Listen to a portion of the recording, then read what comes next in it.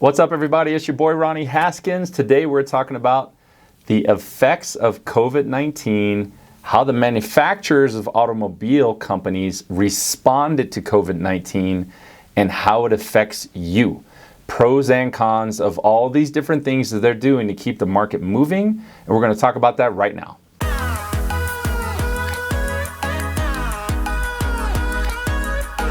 Welcome back to the channel. I am glad you're with me today. There's been a lot of stuff going on in the last 3 months that we're going to talk about today. We obviously had COVID-19 that just derailed our economy. And what is going on with the car business is that they are responding in kind to try and keep those vehicle sales moving. We're going to talk about the pros and cons of them and how it affects you. And then you can make your own decision on what you'd like to do for your current situation. So let's get right into it. We're going to talk about how the car market came to a screeching halt. They closed the factories. They shut down most businesses that you know. We're wearing masks. We have things going on that have just slowed our economy down. You may be affected by this. Most people are. I know we were affected by it tremendously as well. And so let's talk about how the car manufacturers are responding to what's going on and what you should take advantage of, what you might want to hold out on, or maybe something you might want to research even further for yourself. Now, if you've been watching TV at all, you've seen the first thing I'm going to talk about, which is 84-month loans. So I've seen Chevy, I've seen Hyundai, I've seen these different manufacturers that are offering 84-month loans. Now, 84-month loans aren't new, but they were also adding 0% to those loans. So, you know, try to keep them separate for this particular video. Let's start out with just talking about the 84-month loan thing. So, pros and cons of 84-month loans. You know, you can have a lower payment. That's a definite pro. The other pro is probably no money down. You can get more car for less money down. And if you're lucky, they have 0% with that as well, so you won't pay interest on it for the whole time, but that's the next topic. So, but right now, let's talk about just the 84-month loan as a standalone by itself. So, you get an 84-month loan so that you can have a lower payment. That is 7 years worth of payments, right? So 7 years on an automobile that has a warranty typically for 36 months, bumper to bumper, $560 on the powertrain. If you look around the industry, that's pretty industry standard, although there are some cars that have warranties that are longer. So, but just once again, food for thought, something for you to look into. Now let's talk about the facts and the cons. So 84-month loan is a long time for you to pay off this car. And I'm here to tell you, based on the facts I know from doing this a long time, most people don't pay off their cars if they've got a 60-month loan. The average time someone stays in a car, no matter how long the loan is 30 to 32 months. So if you sign a contract for 84 months, the odds of you paying it off are very low, very low. And I know some of you out there may be the exception. I have friends that keep cars 10 years. I get that, but just know before you sign that contract, as most people don't keep the car that long. Okay, so on the 84-month loan thing, there's one other thing that I was talking to my cousin recently, and he signed an 84-month loan a while ago, and they still owe 4 years on this particular car, right? They've extended past the warranty time, and they need a transmission. Now, they still owe money on that car, and the value of the car right now in its current state is way down here, unless they spend a lot more money on the vehicle. And I'm going to tell you, most of us don't want to spend a lot of money on a transmission on a vehicle that's like 4 years old. Or 3 years old, or whatever it is. You know, it's got 80,000 miles on it. So basically, you know, if you have a contract that you have to pay over 7 years, and after that car runs out of warranty, you are responsible for the transmission, you're responsible for the engine, you're responsible for all that stuff, and you're responsible for making a payment every month. So you got to keep that in mind when you're looking at doing a long-term 84-month contract. Now let's go into number 2 on my list, deferred payments. Deferred payments. There are 2 sets of deferred payments I'm going to talk to you about today.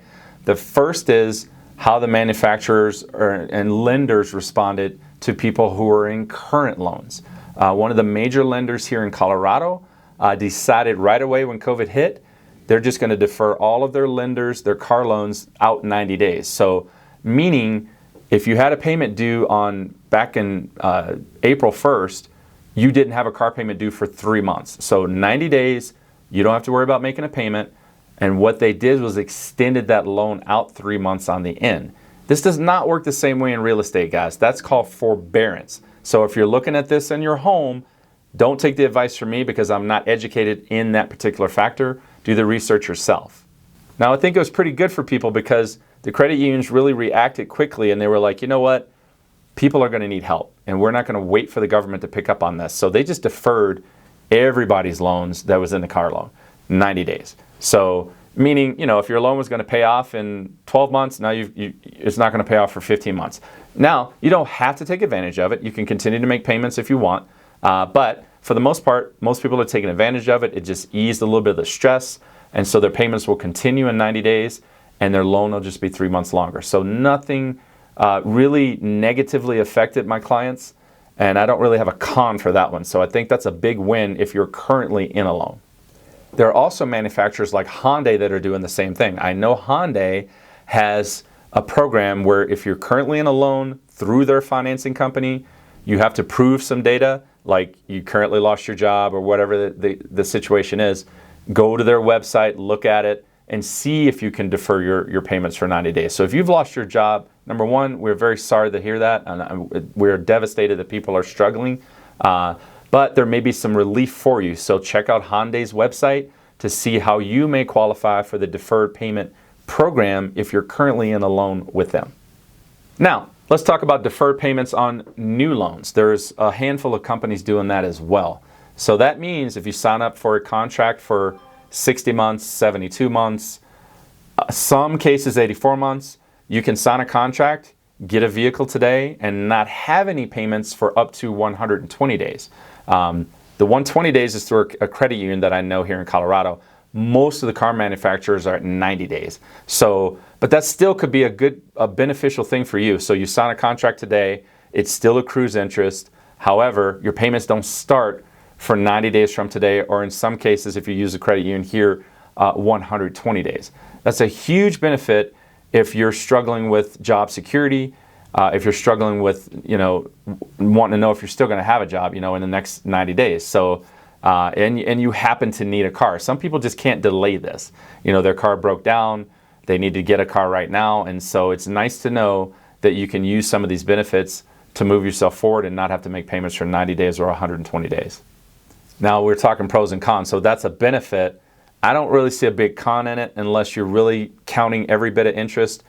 Your payment changes. Let's say your payment's $300 if you started 30 days from the day you take the car loan, and it's $303 if you started 90 to 120 days. So you understand you're going to pay a little bit for that convenience, but it's not a lot. So it's not going to be like a ton of interest that you're paying.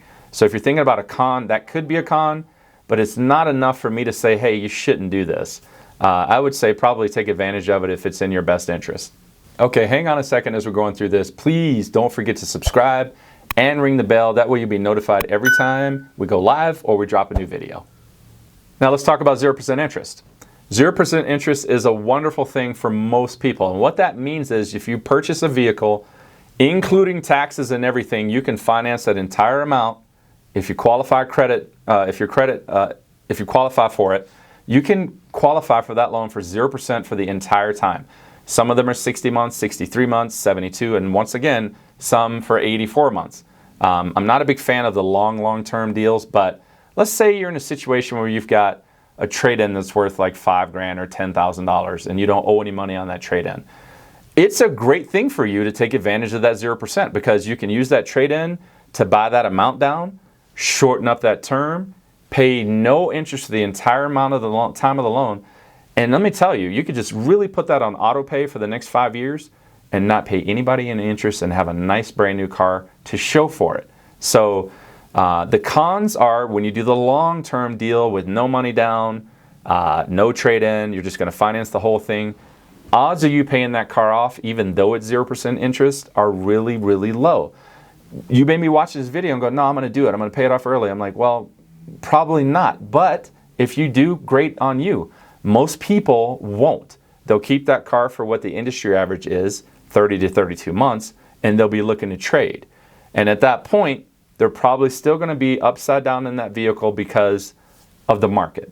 So not saying don't take advantage of it, but be aware that that could be a major con if you're going to do it for 84 months.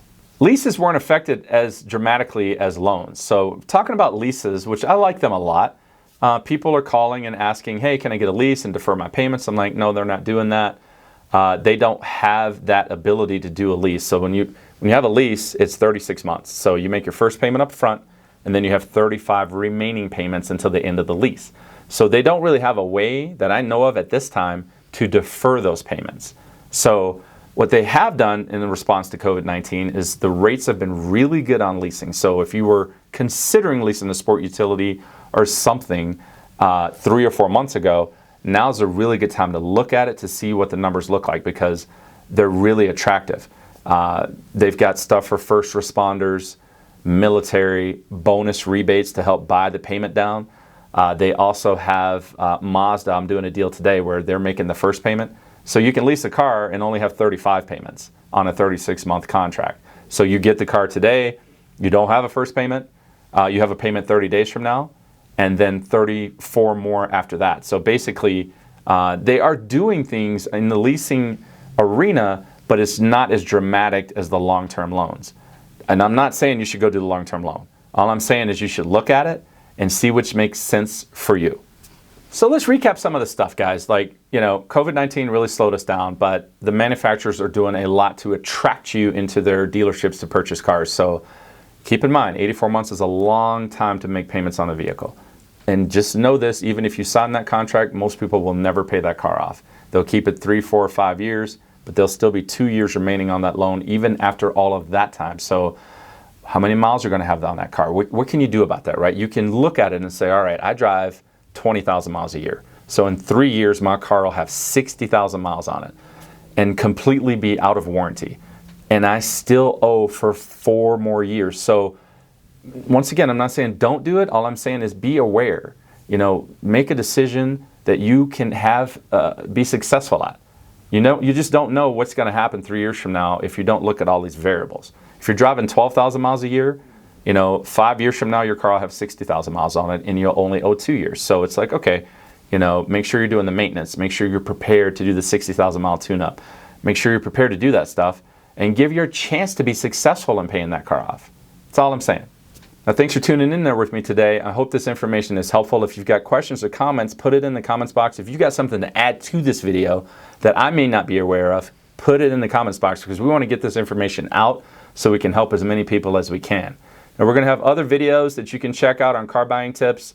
And if you yourself have a video you'd like to see me prepare, please put it in the comments box. We'll see you next time.